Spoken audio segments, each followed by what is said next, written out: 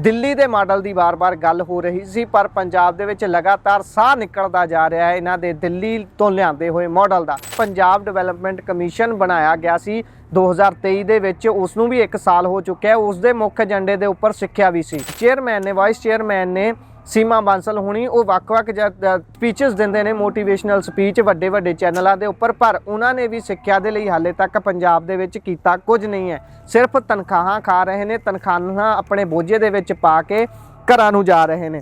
ਸੋ ਹੁਸ਼ਿਆਰਪੁਰ ਦੀ ਇਹ ਖਬਰ ਸੀ ਜਿੱਥੇ 46% ਸਕੂਲ ਅਜਿਹੇ ਨੇ, 130 ਸਕੂਲਾਂ ਦੇ ਵਿੱਚੋਂ 60 ਸਕੂਲ ਇਹੋ ਜਿਹੇ ਨੇ ਜਿੱਥੇ ਪ੍ਰਿੰਸੀਪਲ ਹੀ ਮੌਜੂਦ ਨਹੀਂ ਹੈ ਤੇ ਬਾਕੀ ਬਚੇ 70 ਸਕੂਲਾਂ ਦੇ ਕੋਲ ਪ੍ਰਿੰਸੀਪਲ ਤਾਂ ਨੇ, ਪਰ ਉਹਨਾਂ ਦੇ ਕੋਲ ਵੀ ਅੱਗੇ ਵਾਧੂ ਚਾਰਜ ਦਿੱਤੇ ਹੋਏ ਨੇ।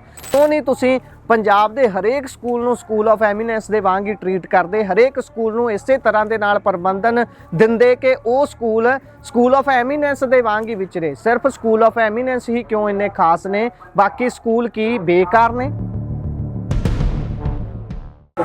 ਸਤਿ ਸ਼੍ਰੀ ਅਕਾਲ ਜੀ। ਪੰਜਾਬੀ ਰੇਡੀਓ ਤੇ ਪੰਜਾਬੀ ਟੀਵੀ USA ਵੇਖਣਾ ਤੁਸੀਂ ਸਾਰੇ ਸ਼ੁਰੂ ਕਰ ਚੁੱਕੇ ਹੋ।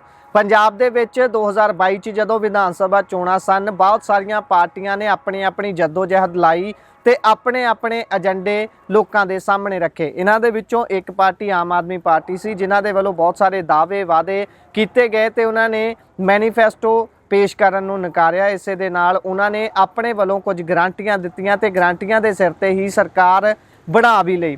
ਉਹਨਾਂ ਗਰੰਟੀਆਂ ਦੇ ਵਿੱਚ ਵੱਡੇ ਪੱਧਰ ਤੇ ਸਿੱਖਿਆ ਅਤੇ ਨਾਲ ਦੀ ਨਾਲ ਸਿਹਤ ਨੂੰ ਚੰਗਾ ਕਰਨ ਦਾ ਉਹਨਾਂ ਦੇ ਵੱਲੋਂ ਤਹਈਆ ਕੀਤਾ ਗਿਆ ਸੀ। ਇਹ ਆਖਿਆ ਗਿਆ ਸੀ ਭਗਵੰਤ ਮਾਨ ਅਤੇ ਆਮ ਆਦਮੀ ਪਾਰਟੀ ਦੇ ਕਨਵੀਨਰ ਭਗਵੰਤ ਮਾਨ ਦੇ ਨਾਲ ਅਰਵਿੰਦ ਕੇਜਰੀਵਾਲ ਦੇ ਵੱਲੋਂ ਕਿ ਅਸੀਂ ਪੰਜਾਬ ਦੇ ਵਿੱਚ ਦਿੱਲੀ ਮਾਡਲ ਲਾਗੂ ਕਰਕੇ ਸਿੱਖਿਆ ਤੇ ਸਿਹਤ ਨੂੰ ਚੰਗੀ ਕਰਾਂਗੇ।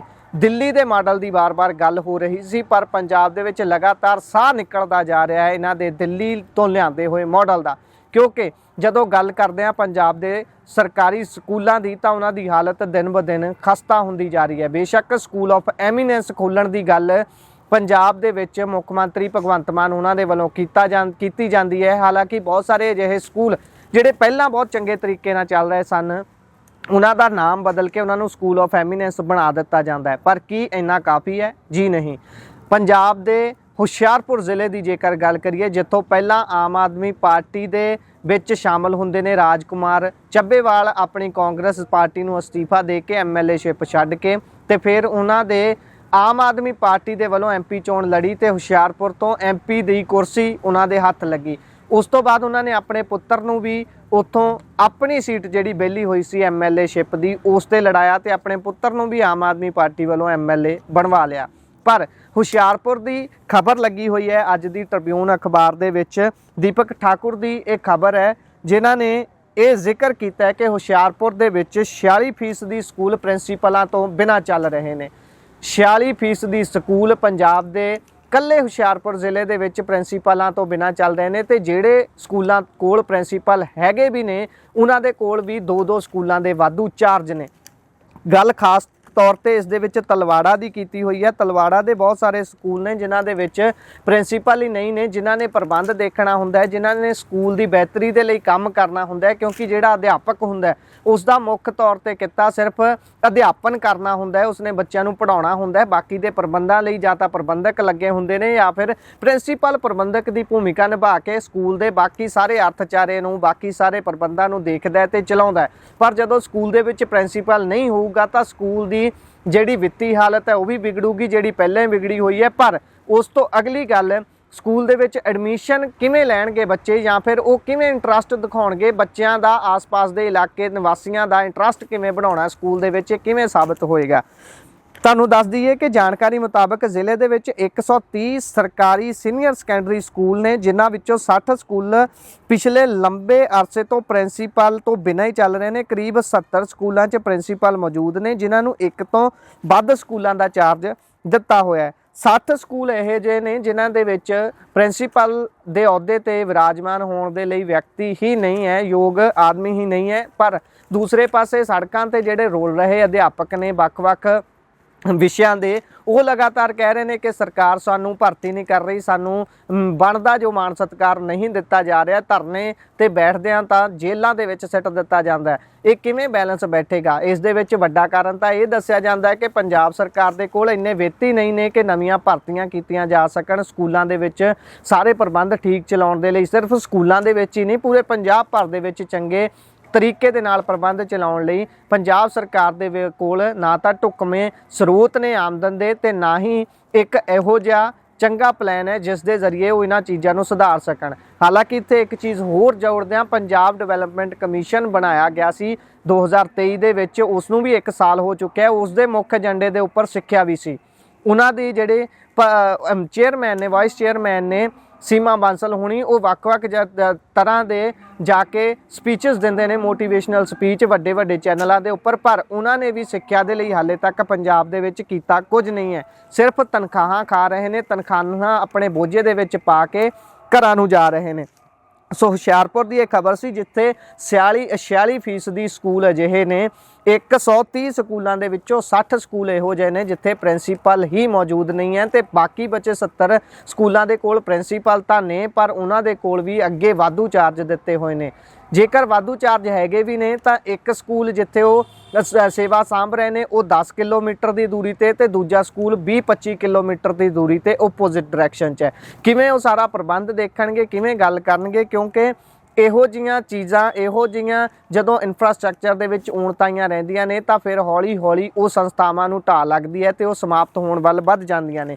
ਜੇਕਰ ਇਸ ਤੋਂ ਅੱਗੇ ਹੀ ਗੱਲ ਕਰੀਏ, ਆਪਾਂ ਸਕੂਲ ਆਫ ਐਮੀਨੈਂਸ ਦੀ ਗੱਲ ਕਰਦੇ ਹਾਂ। ਸਕੂਲ ਆਫ ਐਮੀਨੈਂਸ ਖੋਲ੍ਹਣ ਦੀ ਗੱਲ ਜਦੋਂ ਪੰਜਾਬ ਸਰਕਾਰ ਦੇ ਵੱਲੋਂ ਕੀਤੀ ਜਾਂਦੀ ਹੈ ਤਾਂ ਇਸ ਦੇ ਵਿੱਚ ਇੱਕ ਗੱਲ ਇਹ ਵੀ ਸਾਹਮਣੇ ਆਉਂਦੀ ਹੈ ਕਿ ਜਦੋਂ ਤੁਸੀਂ ਇਸ ਤਰੀਕੇ ਦੇ ਨਾਲ ਵਿਲੱਖਣ ਕਰਨ ਦੀ ਕੋਸ਼ਿਸ਼ ਕਰਦੇ ਹੋ, ਬੇਸ਼ੱਕ ਪਹਿਲਾਂ ਵੀ ਸਕੂਲ ਬਣੇ ਨੇ ਬਹੁਤ ਸਾਰੇ ਮੈਰੀਟੋਰੀਅਸ ਸਕੂਲ ਬਾਦਲ ਸਰਕਾਰ ਦੇ ਵੇਲੇ ਖੋਲ੍ਹੇ ਗਏ ਸਨ, ਜਿਨ੍ਹਾਂ ਨੂੰ ਸਪੈਸ਼ਲ ਪੈਕੇਜ ਦਿੱਤੇ ਜਾਂਦੇ ਸਨ ਕਿਉਂਕਿ ਉਹ ਮੈਰੀਟੋਰੀਅਸ ਸੀ। ਉਹਨਾਂ ਨੂੰ ਖਾਸ ਤੌਰ ਤੇ ਸਰਕਾਰ ਦੇ ਨਾਮ ਦੇ ਨਾਲ ਜੋੜ ਕੇ ਜਾਂ ਸਰਕਾਰ ਦੇ ਵੱਲੋਂ ਸ਼ੁਰੂ ਕੀਤਾ ਗਿਆ ਹੋਣ ਕਰਕੇ ਉਸ ਨੂੰ ਜ਼ਿਆਦਾ ਪਿਆਰ, ਸਤਿਕਾਰ ਤੇ ਪੈਸਾ ਮਿਲਦਾ ਸੀ।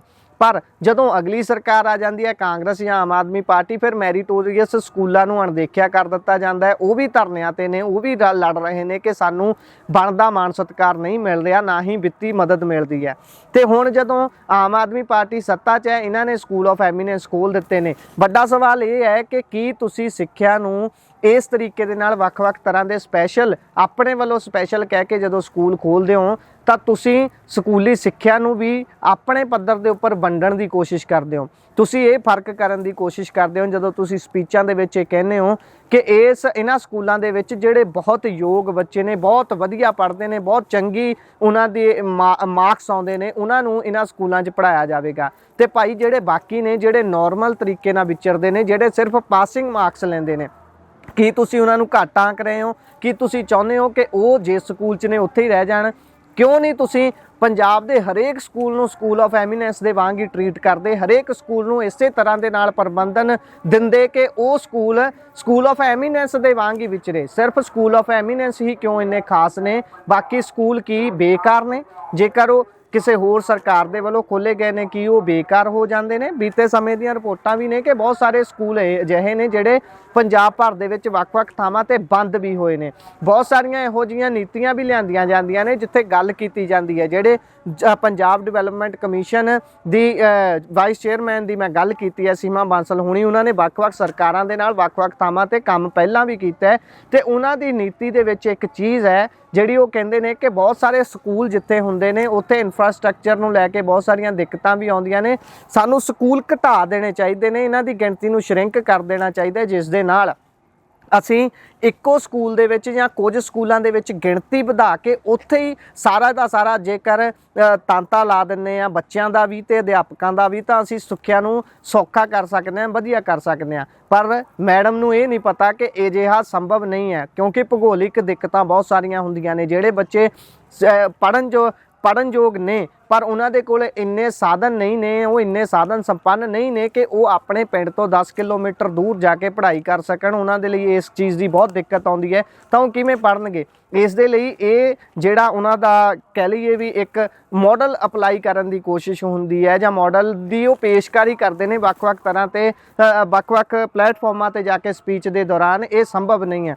ਸੋ ਮੁੱਖ ਦੀ ਗੱਲ ਇਹ ਸੀ ਕਿ ਹੁਸ਼ਿਆਰਪੁਰ ਦੇ ਜਿਹੜੇ 130 ਸਕੂਲ ਨੇ ਉਹਨਾਂ ਦੇ ਵਿੱਚੋਂ 60 ਅਜਿਹੇ ਨੇ ਜਿੱਥੇ ਪ੍ਰਿੰਸੀਪਲ ਹੀ ਨਹੀਂ ਨੇ, ਤੇ ਬਾਕੀ ਜਿਹੜੇ ਸਕੂਲ ਨੇ ਉਹਨਾਂ ਦੇ ਪ੍ਰਿੰਸੀਪਲਾਂ ਨੂੰ ਵਾਧੂ ਚਾਰਜ ਦਿੱਤੇ ਹੋਏ ਨੇ। ਸੋ ਆਪਣਾ ਫੈਸਲਾ ਕਰੋ, ਇਸ ਤੇ ਟਿੱਪਣੀ ਦਿਓ ਤੇ ਇਸ ਗੱਲ ਨੂੰ ਵੱਧ ਤੋਂ ਵੱਧ ਲੋਕਾਂ ਤੱਕ ਪਹੁੰਚਾ ਕੇ ਇਸ ਤੇ ਕੋਈ ਐਕਸ਼ਨ ਹੋਣ ਦੀ ਲਈ ਸਰਕਾਰ ਤੋਂ ਮੰਗ ਕਰੋ। ਜੁੜੇ ਰਹੋ ਪੰਜਾਬੀ ਰੇਡੀਓ USA ਨਾਲ। ਧੰਨਵਾਦ, ਸਤਿ ਸ਼੍ਰੀ ਅਕਾਲ।